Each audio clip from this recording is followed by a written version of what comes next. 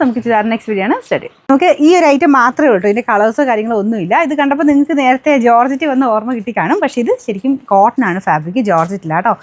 നമുക്ക് പെട്ടെന്ന് കാണുമ്പം ആ ഒരു നേരത്തെ കണ്ട ജോർജറ്റിൻ്റെ ഒരു ഓർമ്മയാണ് വരിക, പക്ഷേ ഇത് കോട്ടൺ ഫാബ്രിക്കിലാണ് ടോപ്പും ദുപ്പട്ടയും എല്ലാം ചെയ്തേക്കുന്നത്. ബോട്ടം വരുന്നത് കുറച്ചുകൂടെ ഒരു സിൽക്ക് ബ്ലെൻഡ് ഫാബ്രിക് കേട്ടോ.